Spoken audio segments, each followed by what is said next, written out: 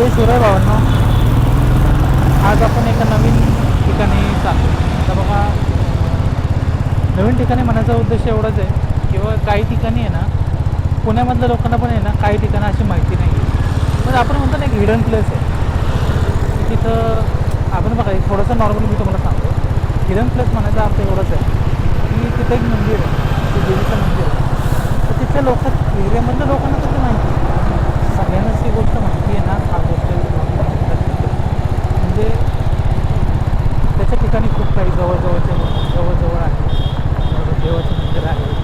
पण आहे ना, त्या ठिकाणी जास्त कोण जात नाही. आणि तेव्हा की त्या देवीचं मंदिर जे आहे ना, ते सोलापूरमध्ये खूप मोठा मान दिला जातो त्या देवीचा.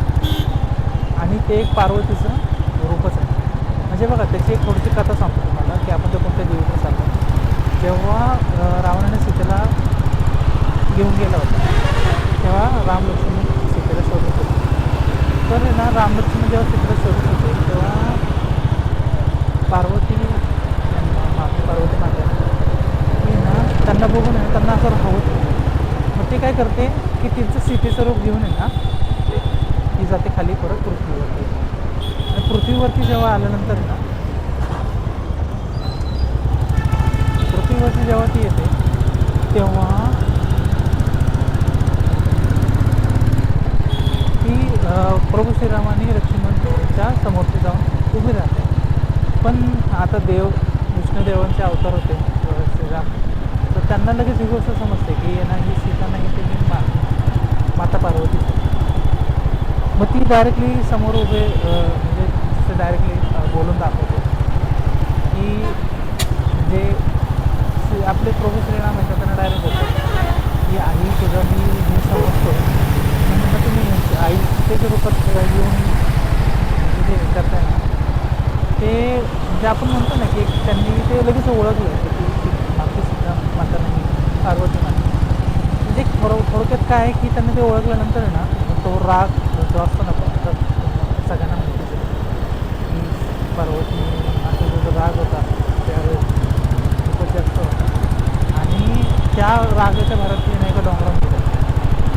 आणि ते डोंगरामध्ये गेलेली देवी ते आपण ज्या ठिकाणी चालतो तीच देवी, ती जे आपली देवी शक्तिपीठ असते त्याच्यात ती येत नाही. पण आहे ना, ती 3-4 म्हणजे नाही का शक्तिपीठ आहेत आपली, त्याच्यामध्ये ती कमीत कमी 3 ते 4 नंबरला ती येते.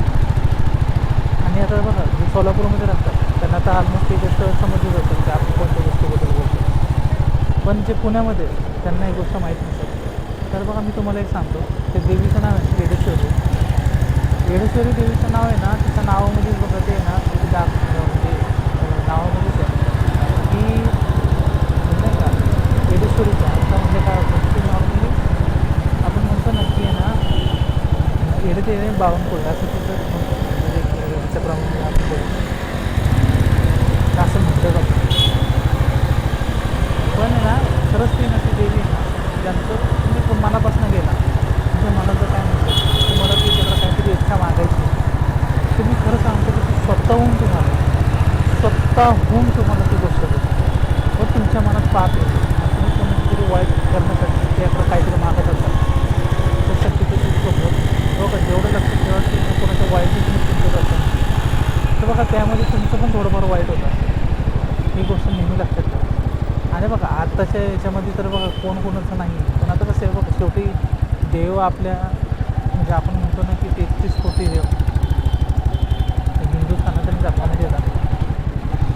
तर ना, म्हणजे प्रत्येकाची काहीतरी एक आहे ना, म्हणजे आपण म्हणतो ना की एक इतिहास आहे प्रत्येक देवांचा, देवतांचा, सगळ्यांचा एक इतिहास आहे. आणि त्या इतिहासामध्ये आहे ना, खरंच त्या देवीचं नाव आहे ना, खूप मानाने आणि फुल आदराने घेतलं जातं. म्हणजे मी स्वतः 2-3 वेळा तिथे जाऊन आलो, त्याच्यामुळं मी ही गोष्ट तुम्हाला सांगू शकतो.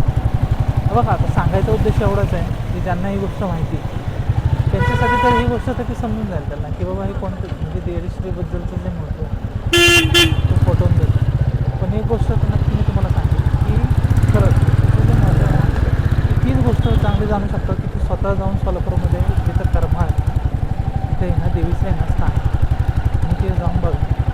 म्हणजे तुम्ही कधीही जा, तिथे 100% तुम्हाला गर्दी जाणार, 100% गर्दी जाणार. आणि तुफान गर्दी असते की तुम्ही ना असं हे पण करू शकता. म्हणजे काय सांगतो तुम्हाला आता, म्हणजे त्या मंदिरामध्ये ना देवीचं हे म्हणजे मूर्ती आहे बघा, अशी दिसते येडेश्वरी माता.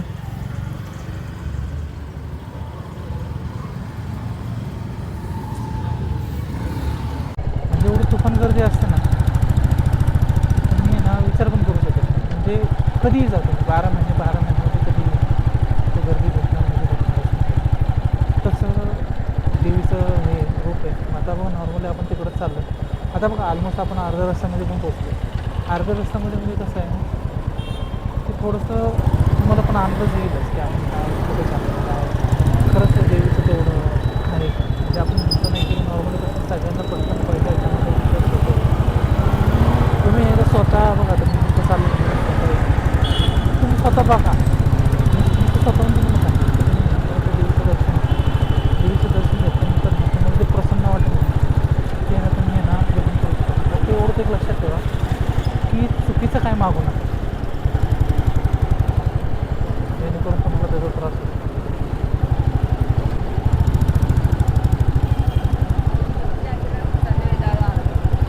बघा ही गोष्ट मानल्यावर म्हणजे पोलीस बंदोबस्त आहे ना, तर रात्री जेवढे समाज पोलिस फक्त पुण्यामध्ये हे चालू आहे सगळ्यात जास्त. आपण म्हणतो ना की जे दुर्घटना चालू आहेत ना, त्यामध्ये पोलीस रात्रभर थांबलेला आहे. आणि खरंच त्यांना ॲप्रिशिएट करणं तेवढं कमी आहे. आता बघा आपण आहे ना अप्पर एरियामध्ये पोहोचलो. जसं मी तुम्हाला सांगितलं ना, आपलं त्या ठिकाणी जायचं आहे. आपण त्या ठिकाणी थोडं चाललं.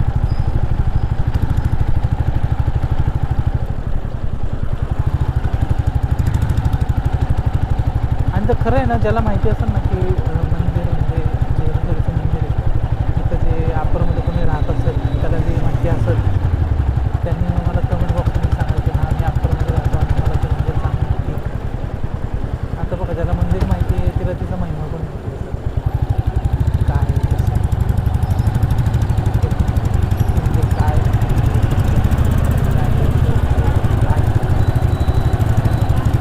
शेवटी बघा, शेवटी आपलं पार्वती मातेचं रूप आहे.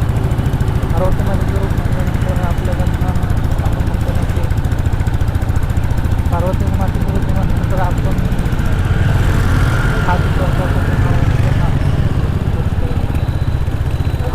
खरं पण असतो. बघा प्रत्येकाचं विचार करण्याची पद्धत वेगळी आहे. माझी थोडी वेगळी आहे आणि मी ही गोष्ट पाहत असतो, या गोष्टी मी अनुभवत असतो. त्या गोष्टी अनुभवायच्या म्हणजे तुम्हाला सांगायचं उद्देश हाच आहे की तेथील गोट्या देवांमध्ये ती एक देवी आहे असं सांगतात.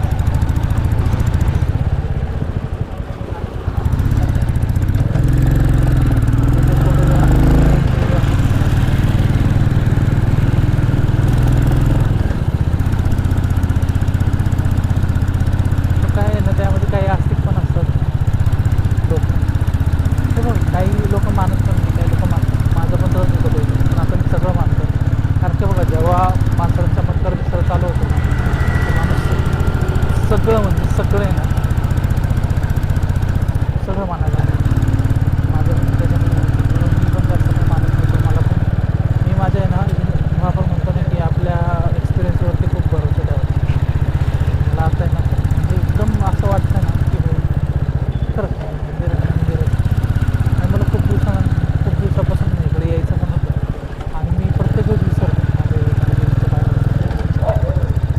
लक्षातच राहतं. बघा आपण आता लोकेशनला पोहोचलो. लोकेशनला पोहोचल्यानंतर तुम्हाला मंदिर मी दाखवतो. आता ते बंद आहे इकडं, बाहेर मी थोडं पाय पडू. बघा हेच मंदिर आहे.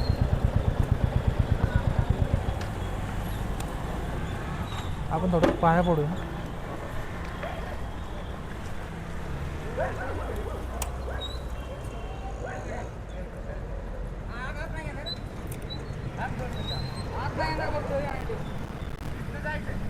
पाया पडूया आपण.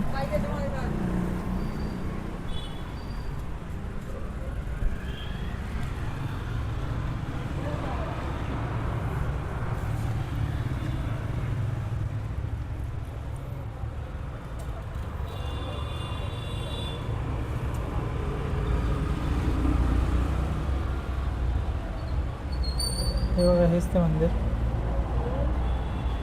तर मंदिरामध्ये ना देवीचं हे म्हणजे मूर्ती आहे बघा, अशी दिसते येडेश्वरी माता.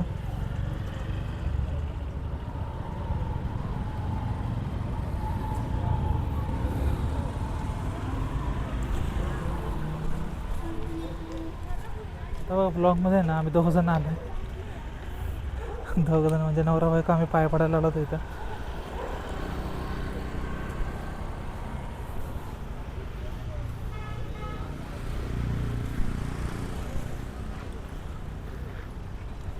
खूप भारी वाटतंय आम्हाला.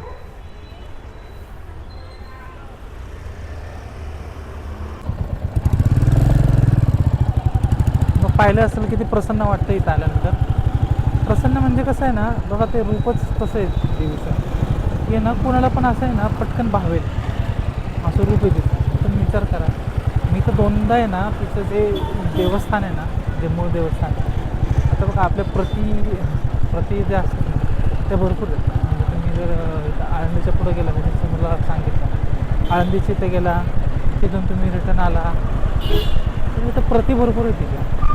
इथं आता बघा आपण इथं आलो, ते हे फक्त आहे ना एका माणसाने म्हणजे महिलांनी मिळून आहे ना बांधलेलं ते मंदिर आहे तिथं. पण एक गोष्ट तुम्हाला सांगतो, म्हणजे कसं आहे बघा, मंदिर छोटं मंदिर आहे आणि ना खरंच आहे ना, खरंच मंदिर खूप आहे.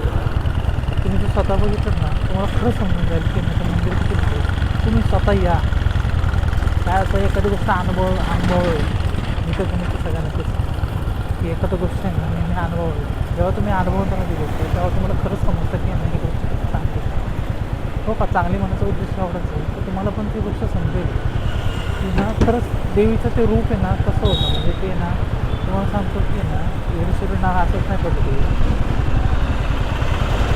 की ना तिचा राग आहे ना तो कोणीच कंट्रोल करू शकतो, स्वतः देवी पण करू शकतो. आणि त्या रागाच्या भरात आहे ना, मी तुम्हाला आता सांगितलं स्टोरी सांगितली देवीचं नाव, देवी इथं कशी आली कशी फॉलो करते. म्हणजे रागाच्या भरात म्हणजे ना डायरेक्टली तसं हे करून देतो. तुम्ही विचार करा, म्हणजे देवीचं रूप किती हे आहे, किती राग असेल देवीचा. पण एवढंच आहे की ना तिच्या, तुम्हाला एक सांगतो बघा, शेवटी ती आई आहे. किती काही झालं तरी आपण म्हणतो ना की ना एक आई असते ना ती त्याच्याप्रमाणे जर बघितलं ना आपण आईच्या हिशोबाने ती ना एक लिमिट पर्यंत. म्हणजे काय होतं, सगळ्यांना तो राग येणं धरून ठेवत नाही कधी. सगळ्यांना राग येणं ती कधी धरून ठेवत नाही. ती काय करते की बाबा खरंच म्हणजे नाही का, आपण म्हणतो ना की आपल्या आईचं राग असं धरून ठेवत नाही.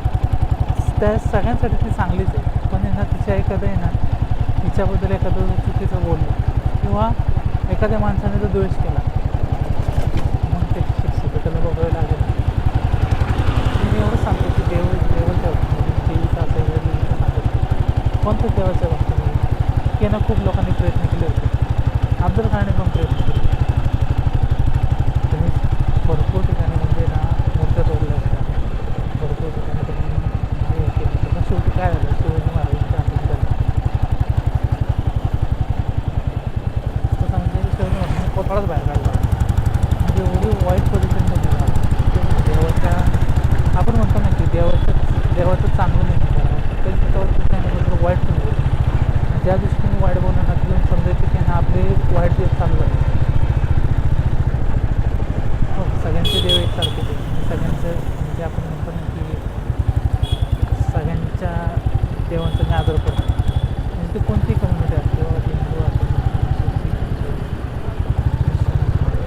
म्हणजे आपले एकत्र भाऊ, आपण जसं भारतामध्ये म्हणतो सगळे एकत्र राहतात, सगळ्या गोष्टी एकत्र करतात त्या पद्धतीने. तरी पण एक लक्षात ठेवा ना, सगळेजण आपण पहिल्यापासून एकत्र असतो, एकत्र येतात. हो का, देवाचं कसं आहे ना, तो कधी आहे ना जात धर्म किंवा हे बघून कधी पावत नाही. तो श्रीमंतांच्या घरी पण जातो, तो गरिबांच्या घरी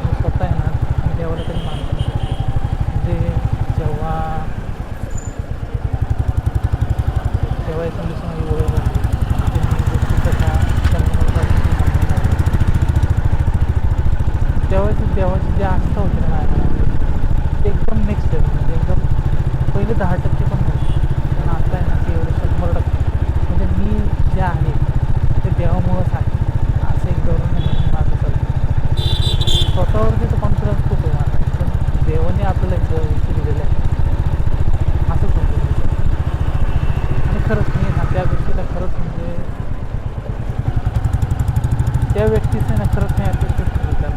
मग तिने मला समजून घेतलं, तिने मला सगळ्या गोष्टी समजून सांगितल्या. तेव्हा तीच गोष्ट महत्त्वाची असते. तुम्हाला जर खरं सांगायचं झालं तीच गोष्ट आहे की ना ती खूप महत्त्वाची असते. ती एखाद्याने समजून सांगतो. बघा आम्हाला आहे ना जोपर्यंत ती व्यक्ती आली नाही तोपर्यंत आम्हाला कोणतीच गोष्ट नाही. आता व्हायला लागलं सगळ्या गोष्टी. यासाठी आहे ना खरंच तिथे आहे ना एकदम ऋणी तिने ना मला समजून घेतलं. तेव्हा समजून घेतल्यापेक्षा ना तिने मला सगळ्या गोष्टी सांगितल्या की बाबा तुझ्या घरामध्ये असं असं चांगल्या गोष्टी अशा वाईट गोष्टी आणि त्याच्यामधून मी शिकायला सुरुवात केली. आणि शिकायला सुरुवात केल्यानंतर ना खरं देवाने मला खूप साथ दिली. देवीचं जर आपण म्हणतो ना की जेवढं मी जर मला खरं म्हणतो जेवढं कौतुक करतो माझ्यासाठी सगळ्या देवांनी देव तर सारखेच आहेत. पण ना आपण म्हणतो ना की जे देव माझ्या पाठीशी उभं राहतो जेव्हा देवी माझ्या पाठीशी उभी होती तीच देवी. ह्या देवीने ना माझं खूप चांगलं केलं. म्हणजे वाईटातनं वाईट दिवस काढले होते पण वाईटाच्या वाईट दिवसांना मला तिने बाहेर काढलं. म्हणजे अक्षरशः आहे ना माझ्या नातेवाईक म्हणतो किंवा कोण आपण म्हणतो ना की सगळे लोक आहेत ना मला नावच ठेवते. हा काय करू शकतो मला काय करू शकतो. आणि आज खरंच ना तीच लोक मला ॲप्रिशिएट करतात की बाबा खरंच म्हणजे सचिनने जे करून दाखवलं म्हणजे कोणीच नाही असं खरंच मला बोलतात. म्हणजे खरंच ना मी ना त्या बाबतीमध्ये ना खरंच ते वागेल. ती व्यक्ती जेव्हापासून माझ्या आयुष्यात आली मला सगळ्या गोष्टी जेव्हापासून सांगितलं खरंच सांगतो माझ्या एवढा खुश किंवा म्हणतो ना आपण माझ्या एवढा सुधारणा माणूस म्हणू शकतो.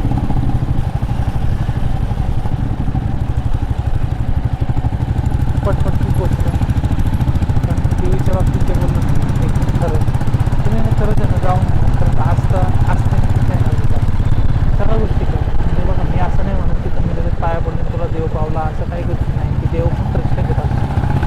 देव तुमची पण परीक्षा घेतो. तो परीक्षा स्वतःला आपण म्हणतो ना स्वतः त्या गोष्टीमध्ये नाही इन्व्हॉल्व लागतो. तुम्हाला ना खरंच ते भारी वाटेल. जेव्हा जेव्हा तुम्हाला ती गोष्ट भारी वाटेल ना तुम्ही स्वतः ती गोष्ट करा खरंच. म्हणजे मी ना म्हणजे काय सांगतो मला तर मी शून्यात म्हणजे आपलं आयुष्य उभं करणारा माणूस असतो ना जसं मी शून्यात होत झालं.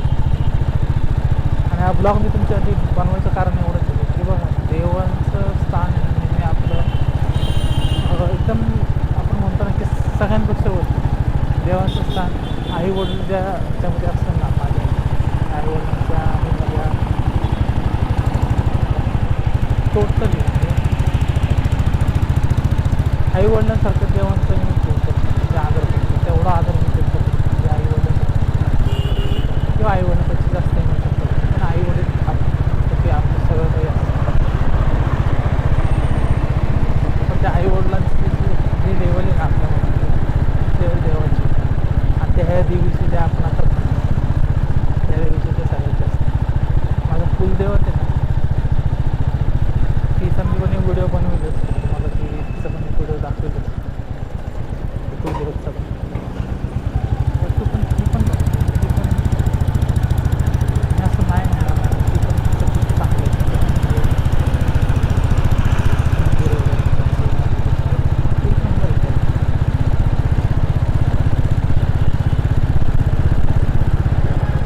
आणि हा बघा हा ब्लॉग बनवण्याचं कारणच आहे एवढं की ना खरंच मला ते देवीचं ना मंदिर जेव्हा म्हणजे पहिलं जेव्हा मंदिर होतं ते खूप छोटं होतं. आता जे मंदिर आहे ना खरंच खूप मोठं मंदिर होतं. देवीची मूर्ती ना पहिले खूप छोटी होती पण आता एवढी मोठी केली नाही तीच मंदिर तीच मूर्ती आणि तेच मंदिर बघायला बघता. म्हणून मी तुमच्यासाठी पण दाखवतो कारण की तुम्हाला पण ना म्हणजे असं वाटत ना म्हणजे एक नंबर वाटेल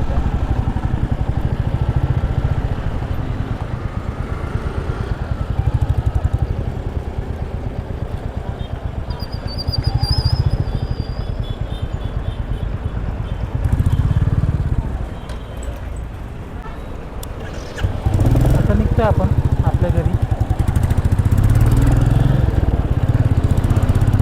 देवीच्या मंदिरात आहे ना खरं पाया पडला ना एक सुकून भेटतो. खरंच मला सुकून भेटतो. आता बघा एवढं बोलून आहे ना मी माझा ब्लॉग संपवतो.